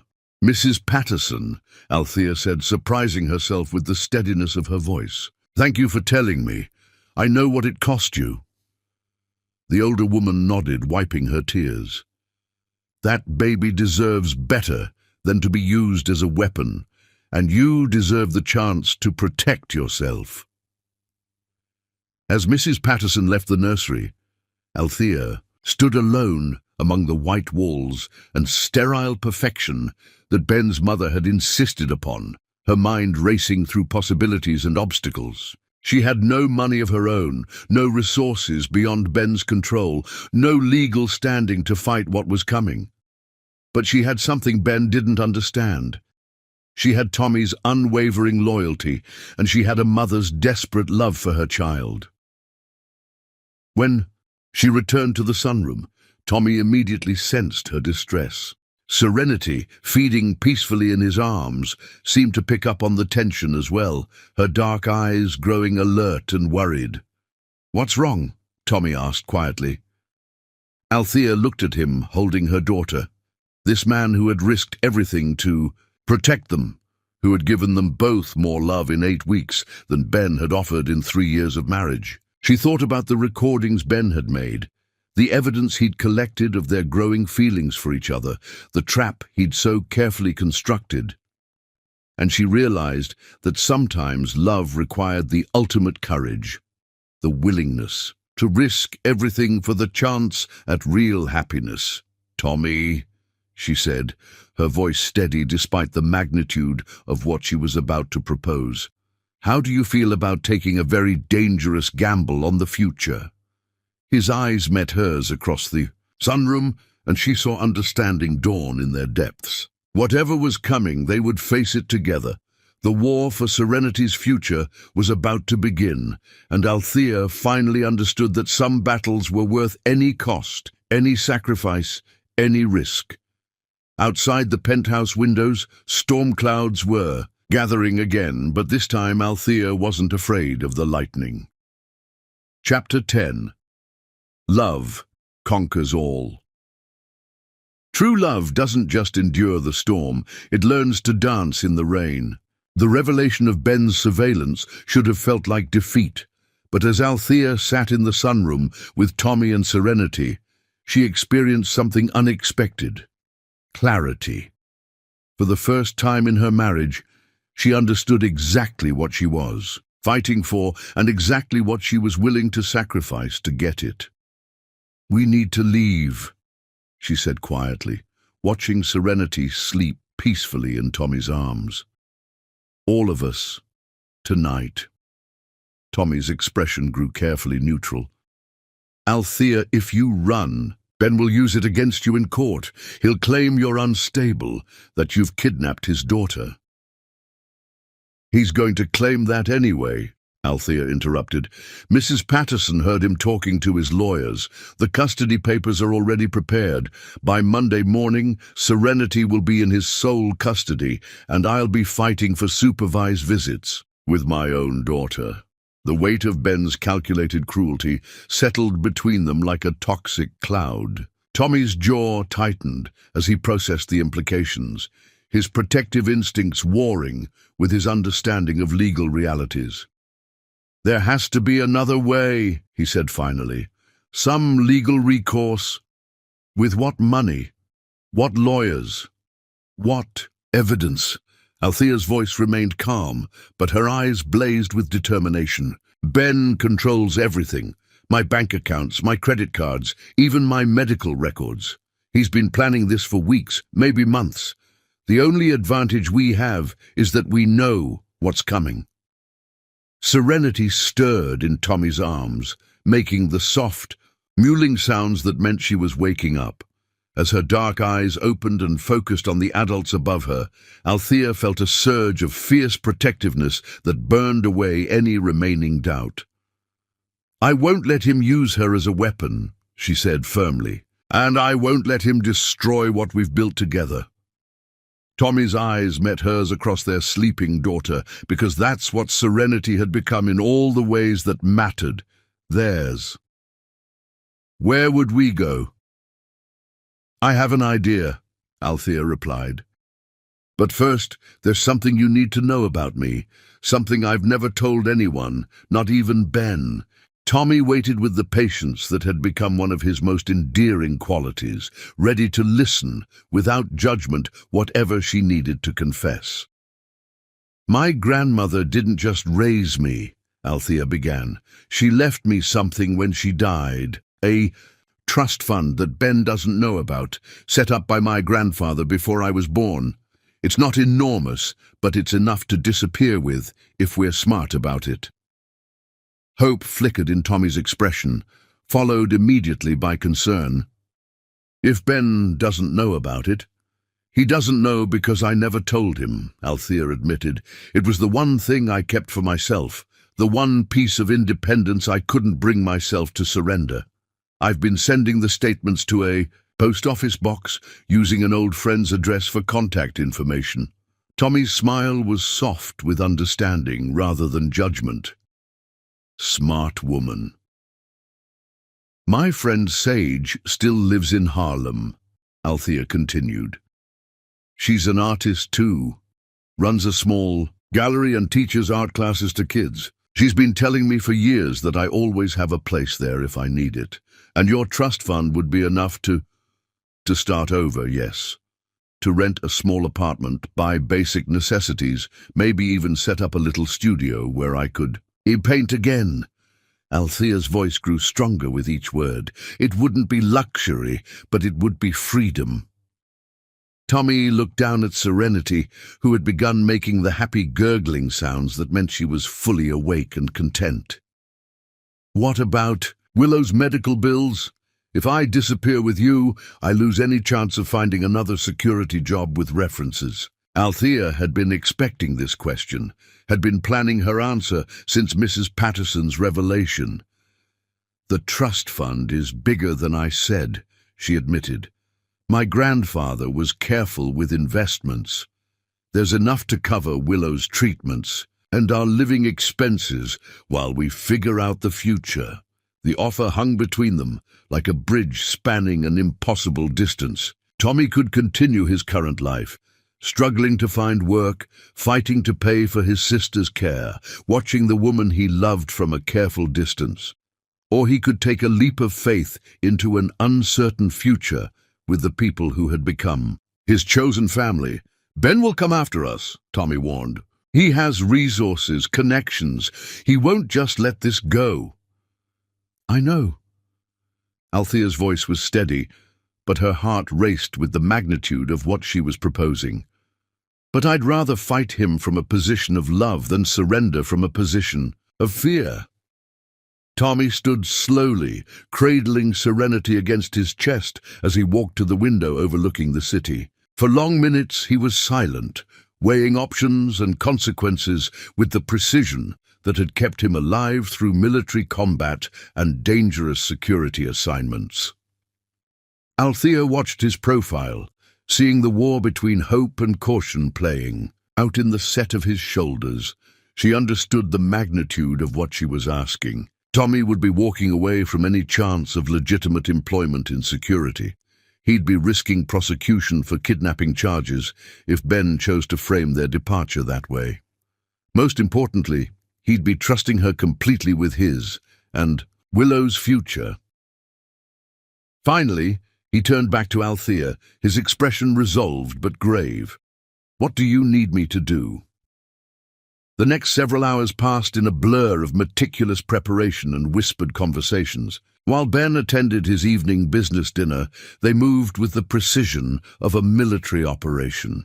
Tommy disabled the security cameras in strategic sequences, creating blind spots that would hide their movements. They gathered essential items in stages, Serenity's medical records and birth certificate first, then several weeks' worth of baby supplies, carefully transferred to gym bags that wouldn't arouse suspicion. Althea packed a single suitcase with practical clothes and the few pieces of jewelry that had belonged to her grandmother. Her hands shook as she made each decision, what to take, what to leave behind forever. Every item felt weighted with the finality of this choice. The most heart-wrenching moment came when she removed the small section of hidden mural they'd created together. Rolling the canvas with trembling hands, she whispered a prayer that whatever else happened, their daughter would have this reminder of the love that had created their unconventional family. Tommy coordinated their escape route with military precision. He'd arranged for a rental car under his sister's name, parked 3 blocks away to avoid detection. He'd mapped a circuitous path out of the city that would confuse any tracking attempts. Most crucially, he'd contacted lawyers who specialized in protecting women fleeing dangerous situations, people who would be ready to help them establish legal residency in another state before Ben could mobilize his resources. As evening darkness settled over Manhattan, they sat together in the sunroom one last time, Serenity sleeping peacefully between them while her parents, in all the ways that truly mattered, made their final preparations to leave everything behind for love. "Are you scared?" Tommy asked softly. "Terrified," Althea admitted, "but not of leaving. I'm scared of what happens if we stay." Tommy reached across the space between them and took her hand, his fingers warm and steady against hers. "Whatever comes next, we'll face it together." "Together," Althea agreed, and the word felt like a promise, a prayer, and a declaration of war all at once. At midnight, they moved like ghosts through the penthouse's marble halls. Every sound seemed amplified, the soft whisper of Serenity's breathing, the barely audible squeak of the elevator doors, Tommy's controlled breathing as he carried their bags. In the lobby, the night security guard looked up from his magazine, and Althea's heart nearly stopped, but Tommy simply nodded and said, "Emergency call.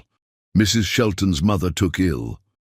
The lie rolled off his tongue with convincing concern, and they were waved through without question. The night air hit them like freedom itself as they walked the 3 blocks to their waiting car. Serenity slept peacefully in her carrier, unaware that her life had just changed forever. Behind them, the lights of their former prison gleamed against the sky, beautiful and cold and finally permanently behind them. Serenity slept peacefully, in her car seat, unaware that her life had just changed forever, that she was traveling toward a future built on chosen love rather than inherited obligation. In the front seat, her parents held hands and watched the lights of Manhattan disappear behind them, knowing that whatever challenges lay ahead, they would meet them as a family. Ben would discover their absence in the morning, would rage and threaten and use every resource at his disposal to track them down. But by then, they would be in Sage's gallery in Harlem, beginning new lives as artists and lovers and the kind of parents who chose each other and their child over safety and convention.